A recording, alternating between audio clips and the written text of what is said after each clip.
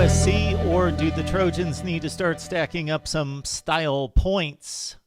MarkRogersTV, the voice of college football, following USC's escape at Arizona 1 week after the Trojans escaped Arizona State. So they get the sweep over the state of Arizona, but it was not impressive again this week. But they do what they need to do on the final two offensive drives to pull out the victory in Tucson, 34-30 over the Wildcats.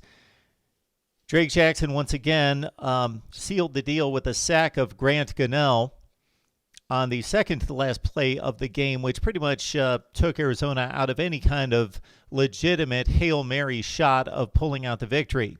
USC trailed in this game 23-20 late in the ball game. There were just about 3 to 4 minutes left.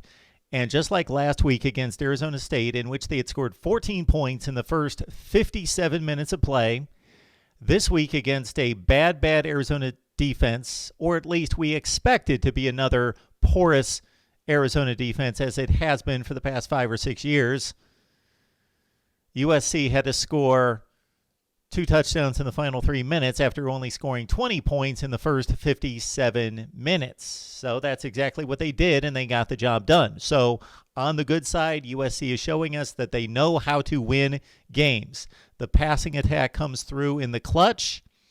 On the downside, they're playing, at least today, an inferior foe, or what we expect to be one. We've only seen one game out of the Wildcats.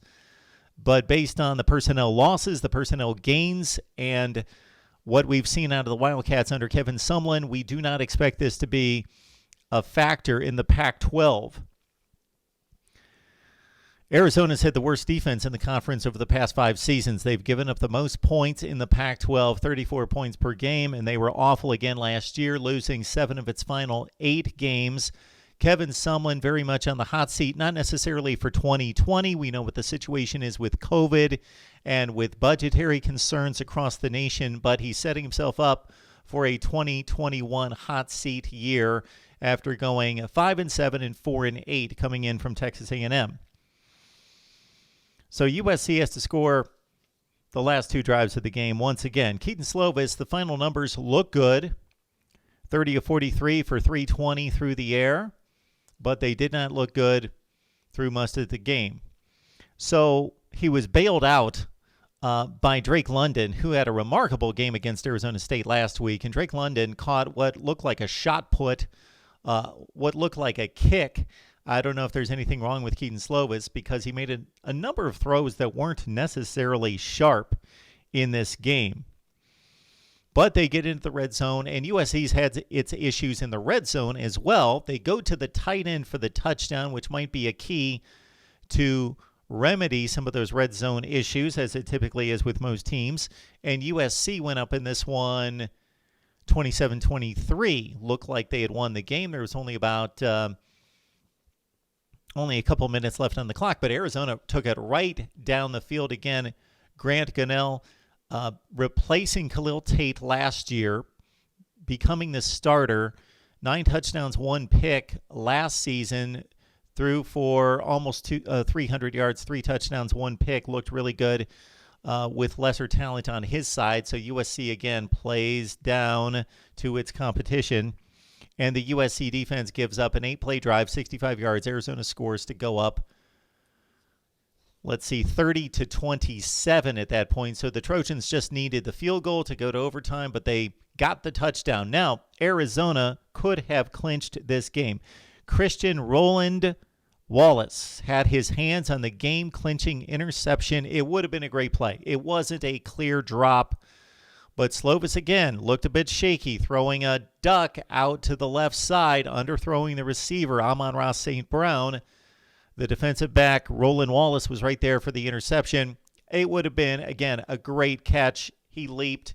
It was off the fingertips, but he had the game, tipped it actually right to Amon-Ra St. Brown, and that set up the game-winning touchdown by Vave Malapai, who took it in. He didn't have a good day, but he did score the game-winning touchdown.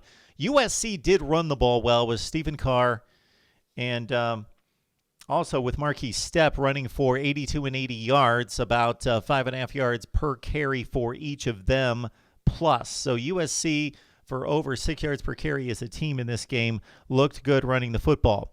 USC, not impressive, but they do it for a second consecutive week. Here's the issue, though. We know what the situation is across the country. The Pac-12 is playing the least number of games. USC, fortunately, has been able to get in 2 games. Even if they go perfect, if they continue to scuffle like they are against an inferior schedule, the schedule is not good. They may have played the toughest team on the schedule last week, Arizona State, beat them by 1 point, didn't look impressive. USC goes to Utah. Utah hopefully will be able to play for the first time in 2020 next week. Utah always brings it. They're always good, but this is not expected to be a better or vintage Utah team. Probably the next best team on USC's schedule. They're really going to have to show up for the championship game. If they get to the championship game the way they're playing, the luck may run out. Who does less with more than USC? Maybe Texas, maybe Miami in the last 5 to 10 years. But Clay Helton is winning games, and that's what he needs to do. Again, though, will it be enough? Survive and advance would typically be enough for a USC, but not necessarily in 2020. Needing style points, USC, but you are 2-0 with the sweep of Arizona. Would love to get your take on USC football, the Pac-12 race, and as it fits into the collective landscape of the college football playoff here at Mark Rogers TV, the voice of college football. Please like, share the videos on social media, subscribe, go to our USC channel. It's repurposed content, but you can take it in 5 and 6 minute increments. Pick out your topic, go to our USC channel and subscribe right there. And also there will be unique content coming your way right there. You know, we're going to talk USC this week. We will get it done and prepare you for the game at Utah on the road right here at Mark Rogers TV, the voice of college football.